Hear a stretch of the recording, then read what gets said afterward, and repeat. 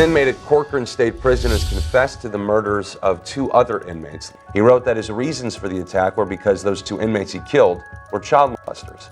There is no mercy for sex offenders in prison. Some of the most brutal violence I saw was against sex offenders. Breaking right now at 3, a man convicted of molesting his own granddaughters has been killed in a Florida prison. He will be called to investigate the death of a child molester in prison. Prison is an absolute nightmare for child predators. The moment an inmate has been convicted of child sexual abuse, they become a target for years of unending punishment. In this harsh, unforgiving world behind bars, where misery festers in every corner, rejection, threats, and brutal assaults become their daily reality. And for some, this torment ends in death. So here are some child predators who got instantly killed in jail.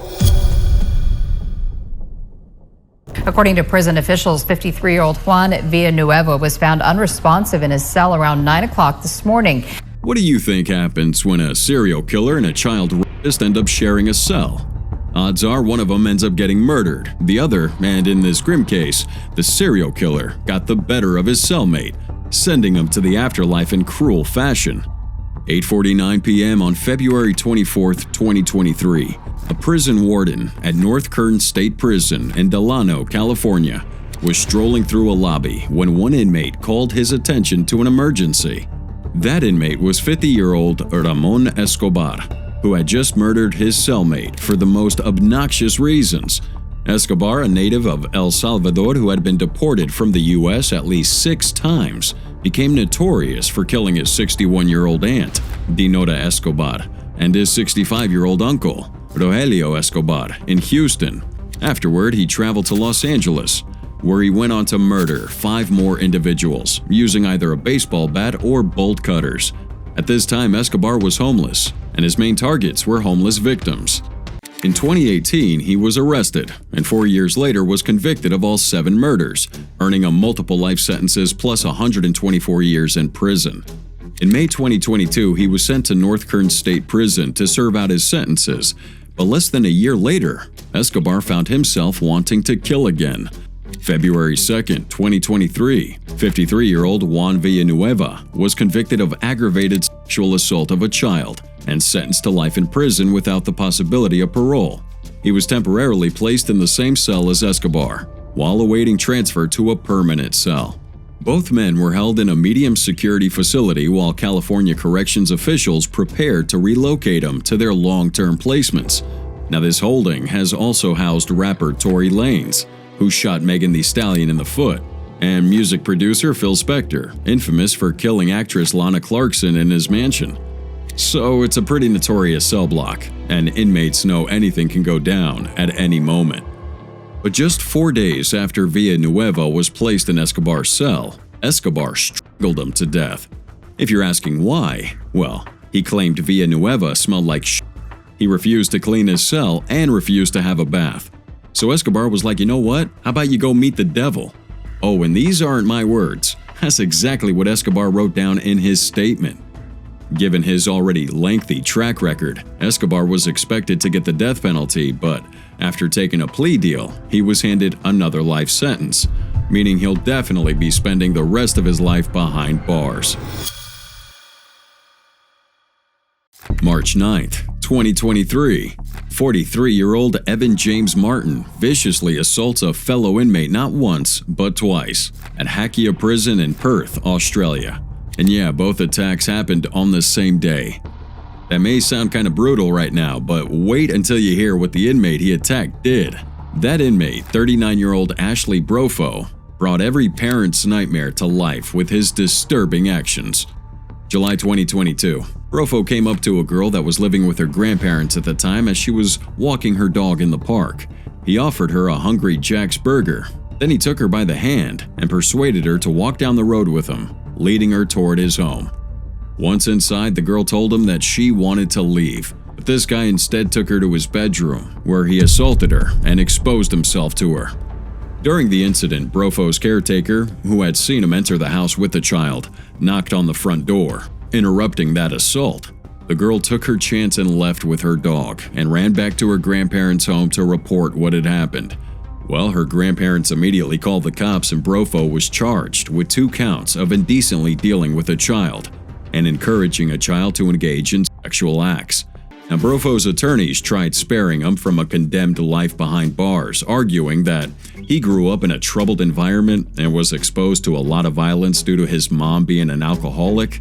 They would explain that Brofo had some intellectual disabilities which influenced his thinking and indirectly impacted his thoughts and weird fetishes. Oh, and I must mention that Brofo is the stepbrother to the child sex offender Terrence Kelly, who abducted a girl named Cleo Smith back in 2021.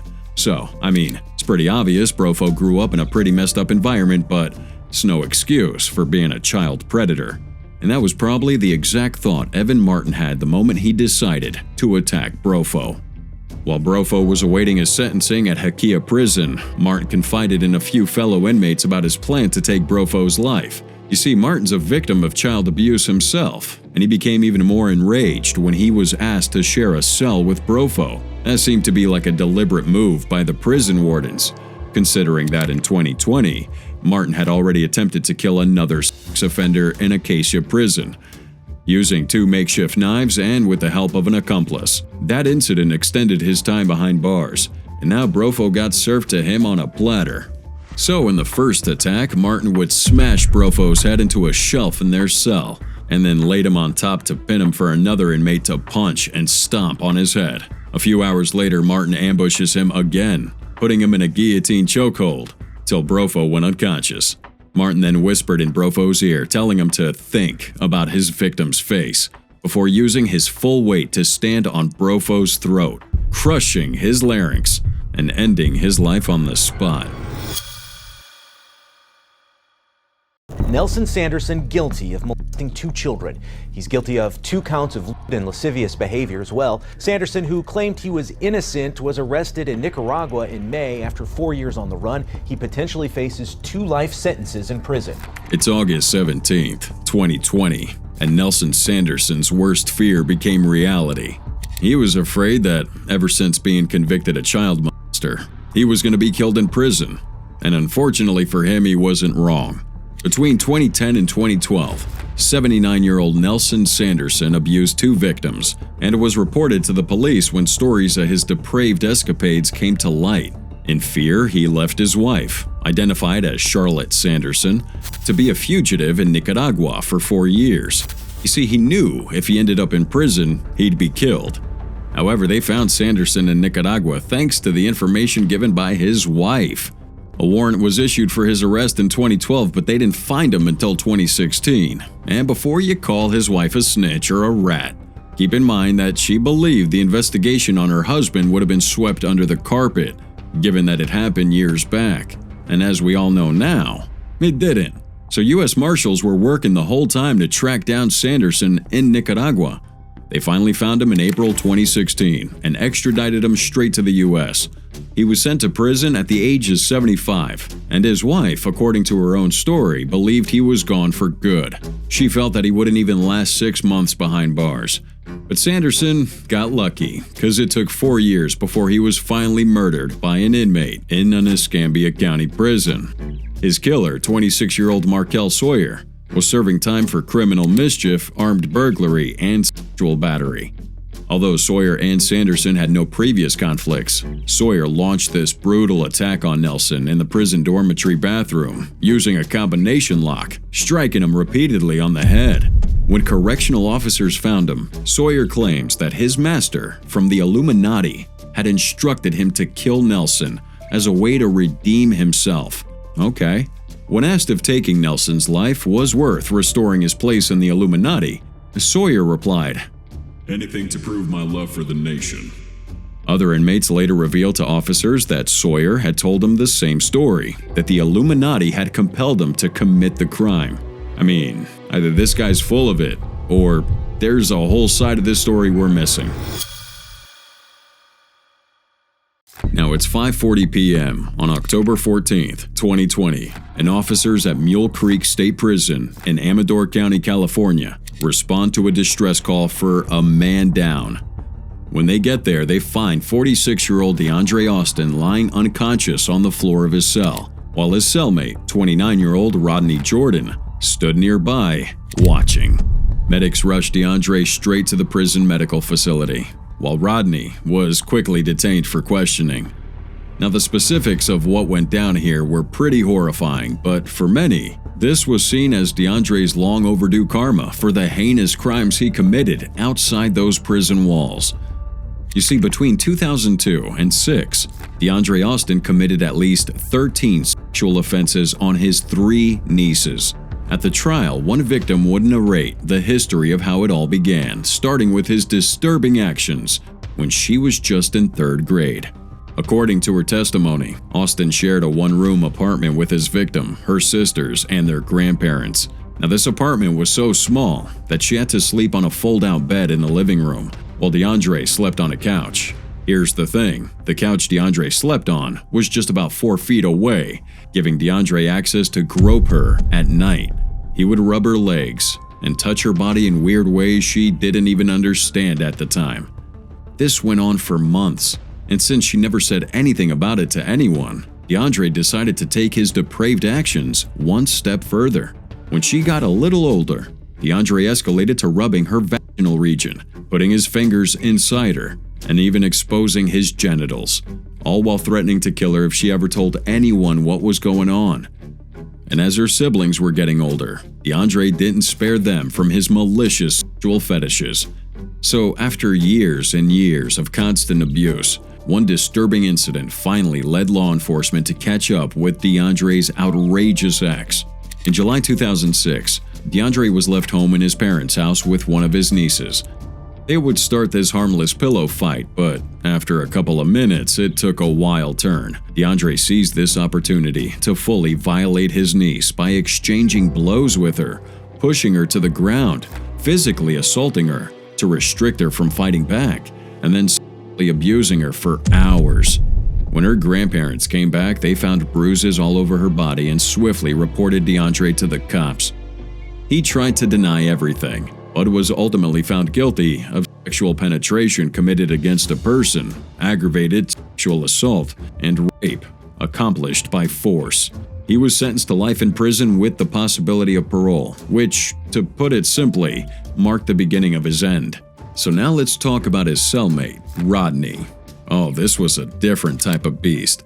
Rodney arrived at Mule Creek State Prison from LA County on August 14, 2017, after serving a 2-year sentence for first-degree burglary.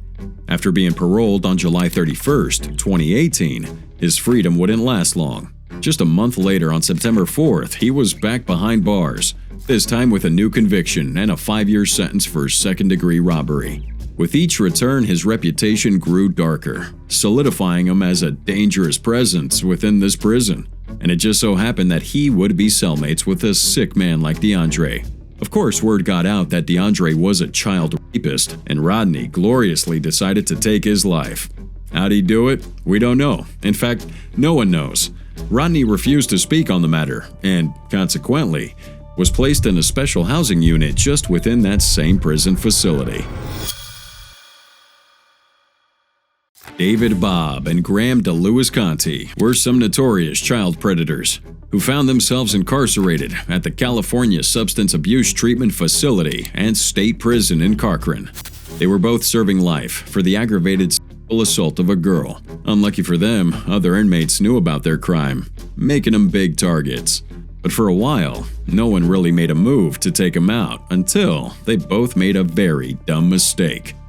So one day, David Bobb decided to watch a children's TV program titled PBS Kids in the prison's common area. His decision angered other inmates who found it pretty weird that a child predator was watching a program for children. One inmate, 41-year-old Jonathan Watson, got so agitated by this that he desperately wanted David Bobb dead. So he went to go see the counselor, expressing his urge to kill Bobb, and requested that he be transferred to another unit before he took action. However, they ignored him, which led him to beat the living daylight out of Bobb with a stick till he was nearly dead. Now, surprisingly, the guards couldn't care less about his actions. So he picked out another child predator, Graham DeLewis Conti, and also beat him viciously. Watson then turned himself over to the authorities. who initially doubted his confession until they too saw that bloody scene themselves. Bob would die on the way to the hospital, and DeLuis Conti died 3 days later. It's July 2012, and something shocking happened at Durham Franklin's prison in the UK. We have Mitchell Harrison, an inmate with a reputation for making weird sexual jokes, and being that he's in here for sexually assaulting a minor, other inmates didn't see him as joking, and as you might have thought, that eventually led to his murder inside the prison. Now this is a perfect example of poetic justice, but before we get into those details, there's a few things you need to know about Mitchell. Believe it or not, Harrison's troubled path began when he was just 13 years old. Now, he violently assaulted a girl, which brought him into contact with law for the very first time. Despite receiving a warning, he didn't heed to it. 2 years later, he faced charges for threatening to rape his classmate while in high school. Crazy creepy, I know. But the turning point was when Harrison, at 23 years old, committed a heinous act. So he met this girl on the street, and then persuaded her to follow him along to his apartment while saying that he'll give her some money for alcohol if she did so. Once they got into his apartment, he forced her to undress and then brutally raped her not once, but twice. After that was done, the little girl managed to get up on her feet and dash out of the apartment without even putting her clothes back on. Try to picture this poor girl running through the streets naked, screaming for help. Harrison's actions caught up with him though, and he ended up in prison. And he couldn't hide his dark past. Fellow inmates Nathan Mann and Michael Parr heard him boast about his disturbing deeds with underage girls to other inmates. This infuriated him, and they devised a plan for justice. Now both of them were already serving life sentences, and they decided to confront Harrison. They lured him into an empty cell, where they restrained him and carried out their gruesome plan. They just beat the shit out of him, stabbed his eye, slit his throat, and even disemboweled him before prison wardens came in. The violence was horrifying, and there was no way Harrison could have survived that. The reason I killed him was because he was a child molester. He was a little bit bigger than me, so I got down and I hit him in his face a few times, and when he fell, I wrapped a cord around his neck and I took his life.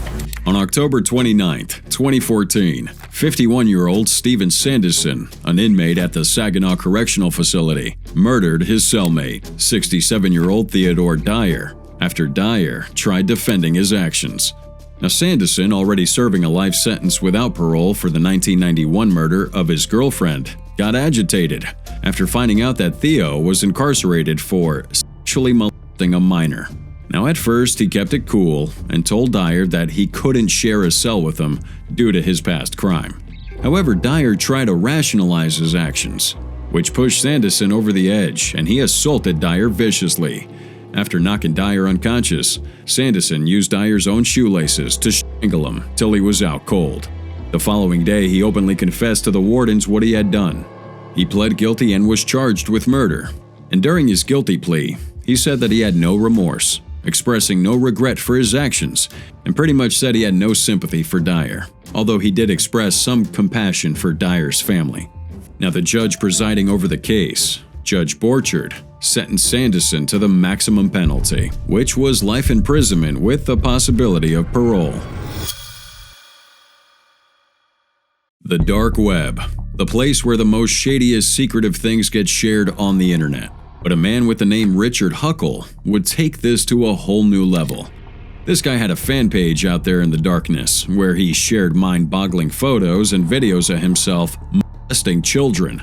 As sick as this was, his fan page would have tens of thousands of views on each post. The numbers got so high, it alerted US and Australian authorities to take a look into the fan page themselves. And from one account to the other, they're uncovering all kinds of pedophiles before finally decrypting the identity of the man who was running the entire sick show, Richard Huckle. So this guy was a photographer from Ashford, Kent, posing as an English teacher and a volunteer in these impoverished Christian communities in Kuala Lumpur. He used his role as a respected teacher and philanthropist to manipulate children. In posts he uploaded to his depraved channel, he mentioned becoming close with a family in South Asia over 6 years, and despite the family's disapproval, they tolerated his actions, hoping he would support him financially in the future. He even planned to marry one of the girls once she turned 18, with the intention of influencing her into becoming the ideal partner who would foster his children. When arrested in 2014, authorities seized his encrypted laptop, uncovering thousands of indecent images and videos. Investigators found Huckle's disturbing guide and a ledger, where he had detailed over 191 offenses. In online forums, he told his fans that poverty provided more opportunities to exploit children. But thankfully, that never happened because he was caught. His arrest followed Australian investigators tracking another individual running a child exploitation website on the dark web, where they ended up noticing Huckle's activity. He was detained at Gatwick Airport in 2014 when returning home for Christmas. This guy was slammed with 91 counts of severe crimes against minors. Now, authorities think that the count is much higher than 91. They discovered a journal on his computer where he recorded cases of abuse involving 191 children. Now get this, he planned to create a manual on abuse, which was also found on his laptop, along with 20,000 inappropriate images and a disturbing scorecard system. He would award himself points based on the severity of the crime, ranging from basic to extreme, which he also discussed on the website. And despite writing an apology to the victims' families and the Malaysian government, he refused to give investigators access to the encrypted files, leading the judge to conclude that he showed no real remorse. Huckle subsequently pled guilty to 71 counts of crimes against minors and was given life imprisonment with the possibility of parole after 25 years. He was sent to HM Prison Full Sutton, where he found the guy that would eventually take his life, 30-year-old Paul Fitzgerald. Fitzgerald had his first criminal encounter at 12 years old and would share a disturbing trait with Huckle. They both offended at a young age, targeted children, and kept journals about that behavior. Fitzgerald got his first conviction at 13 years old, but due to his age, was released pretty early and sent to Wales with a new identity. Despite that, Fitzgerald reoffended just 2 years later by attacking an elderly person. Now, after a series of other violent incidents, including absconding from a hostel where he was under constant supervision, he was apprehended again with a fork and a jar of Vaseline. A search of his room revealed coded journals detailing his violent fantasies, which included sexual assault and pedophilic urges. He was handed an indeterminate sentence and was moved to the same prison facility as Huckle. However, Fitzgerald here got fascinated by Huckle's level of depravity and immediately took it upon himself to end his life. So on October 13, 2019, Fitzgerald went into Huckle's cell, tied him up, raped him, and assaulted him with various weapons. This lasted around 80 minutes, during which Huckle was also stabbed in the neck and had a pen forced up through his nose into his brain before being strangled to death with an electric cord. Fitzgerald takes it a step further, telling the guards that he was going to cook Huckle's body and eat it.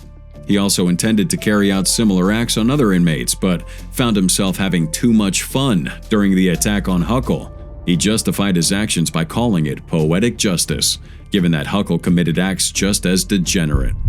Fitzgerald got 34 years behind bars for that murder.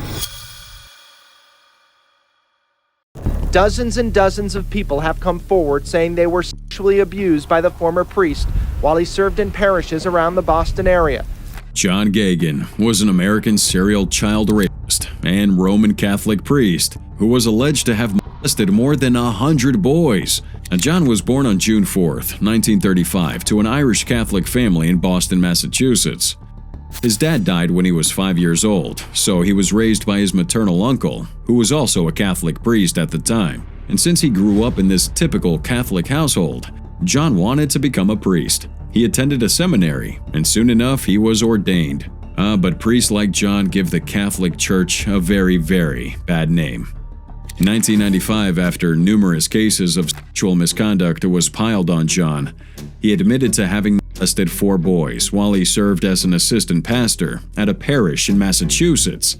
And like many priests before him, he wouldn't get into trouble for this, and was just reassigned to a new parish. So obviously nothing would change. Over the course of his 30-year career as a Catholic priest, this disgusting individual is accused of molesting more than 130 boys.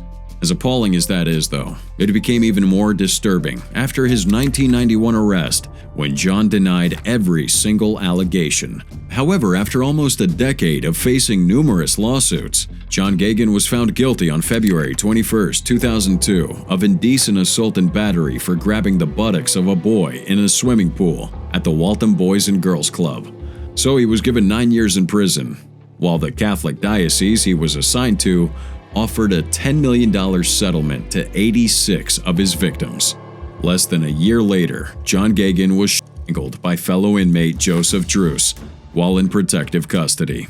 Joe was in here serving a life sentence without parole for killing a man who had reportedly made sexual advances toward him. Now, Druce had been planning to kill Gahan for over a month, seeing him as this prize, and by the time prison guards arrived, Druce had taken his prize. Gahan was dead. Some men aren't just criminals, they're demons in human form. Case in point, Roy Whiting. Now, we can't call Roy a child molester or a sex offender because he's way worse than that. He abducted a girl, Sarah Payne, and then held her hostage and continuously assaulted her sexually till she died on July 1, 2000. Little Sarah was out in the field playing with her 2 brothers and sister before Roy came with his van. Once he got there, he just snatched her up, tossed her in the van, and sped off. 17 days later, her dead body was found in a neighborhood close to Roy's house. At this time, there was no way to link Roy to the case. Now, police questioned him a few days after they found the body, and he claimed to have no idea who she was and also had an alibi that covered him. But a few months later, Roy was arrested for a DUI, and upon inspection of his van, the police found a ticket showing he bought gas just a few kilometers from the location Sarah was abducted. Well, that contradicted his alibi, making detectives start a forensic test on his van. Lo and behold, traces of Sarah's DNA were recovered, and Roy Whiting was charged with her murder on February 6, 2001. November 24, 2002, Whiting was sentenced to 50 years imprisonment, meaning he wouldn't get out until 51, when he would have been 92 years old. Could he have outlived his sentence? Who knows? Because over the course of 6 years, Whiting was attacked multiple times by different inmates throughout the prison, and on those different occasions, Whiting almost lost his life. However, the final attack that sent him 6 feet beneath the ground came when 2 inmates attacked him with a knife, while other inmates watched and cheered him on. Oh, they stabbed him all over, and he died en route to a hospital.